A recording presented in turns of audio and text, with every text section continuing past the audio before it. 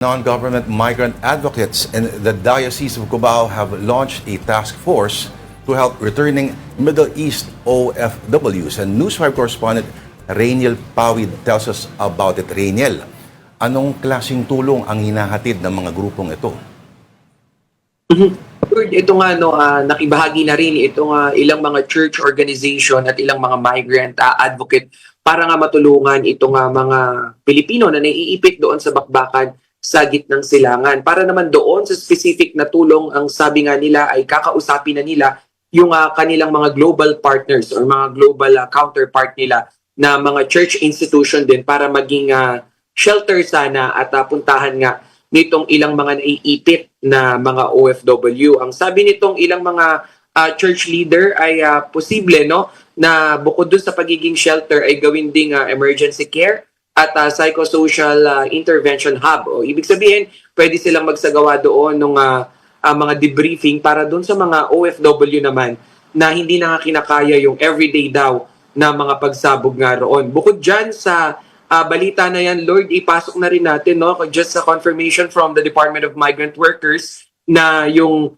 3 pinasabog na barko doon sa may malapit sa Strait of Hormuz ay 38 doon o 2 sa 3 barko ay may lulan nga ng mga Pilipino. Pero so far yung nakuha nilang information ay ligtas naman itong mga tripulanting Pinoy at dadalhin na nga doon sa isang port na hindi na pinangalanan for security purposes. At doon aayusin yung kanilang exit documents, maging yung medical assistant by this hour para nga dito naman sa gagawing repatriation agad-agad, papauwiin agad-agad. Muli pinaalala ng DMW na may right to refuse sailing yung mga kababayan nating tripulante. Yung right to refuse sailing, Lord, ito yung pwede silang tumanggi sa kahit anumang pagpapalayag sa kanila, lalo na doon sa mga warlike zone, gaya na lamang doon sa Persian Gulf, sa Gulf of Oman, at dito nga sa Strait of Hormuz. Lord. Rainiel, nakita na ba'y hinahanap na Pinoy na seafarer, yung umani na na worker? Lord Dennis, ngayon ay patuloy pa rin yung paghahanap nga doon sa tripulante na yon, yung nawala dahil nga sumakay doon sa tugboat.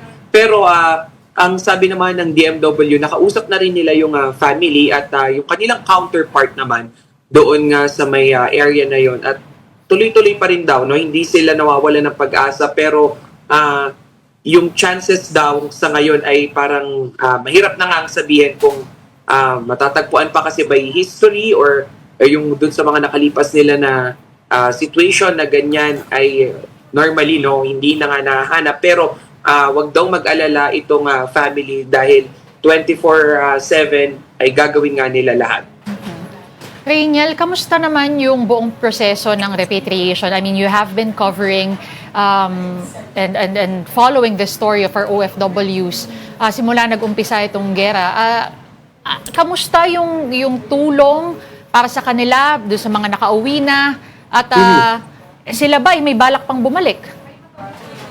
Good question, Denise, dahil kani-kanina lang din ay may nakausap tayong isang OFW, particularly papunta siya ng Dubai.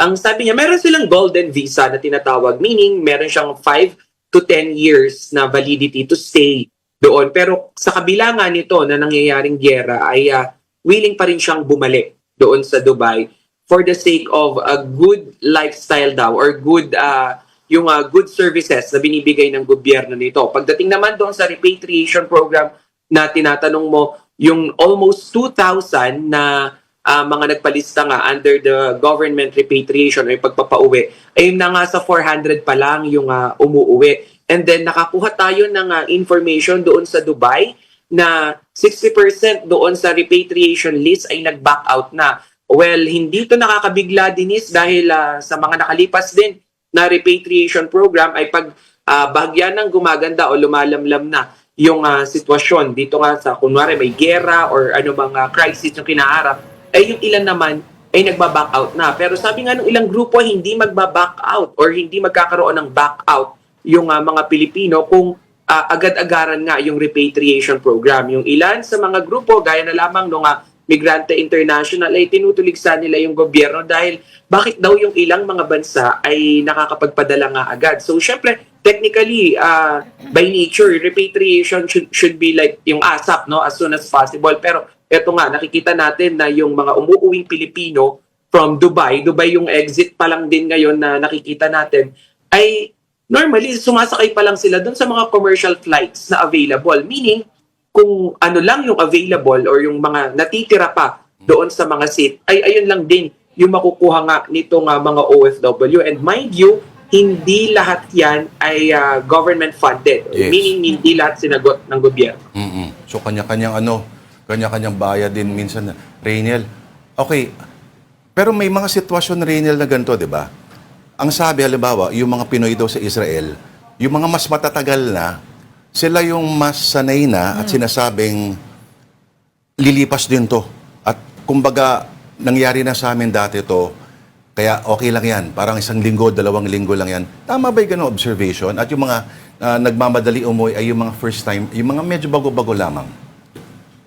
Lord, tama, no? Dahil nung we've been to Israel nitong bago mag-war at nakausap nga natin yung Filipino community, no? Magandang i-point out yan, sinabi mo, na yung karamihan nga doon sa nag-avail nitong repatriation program ng gobyerno yung mga bago-bago pa lamang. Pero bukod doon sa ilang matatanda na yung may mga edad na or maraming taon na yung nagstay doon, bukod nga doon sa parang nakasanayan na nila yung giyera, ay meron na rin silang tinatawag na emotional attachment Yes. dito sa kanilang mga employer. Yung karamihan kasi, no, sabi ng Department of ng Migrant Workers Office natin at ng Philippine Embassy doon sa Israel ay 90% nito nga mga nagtatrabaho rito ay nandun nga sa mga elderly care or yung mga inaalagaan nila ay yung mga matatanda na. So, napamahal na at yung ilang matatanda, no, like kahapon may kausap pa tayo na pinapauwi na siya ng nanay niya from Pangasinan, pero mismong yung matanda yung tumawag or yung employer niya yung tumawag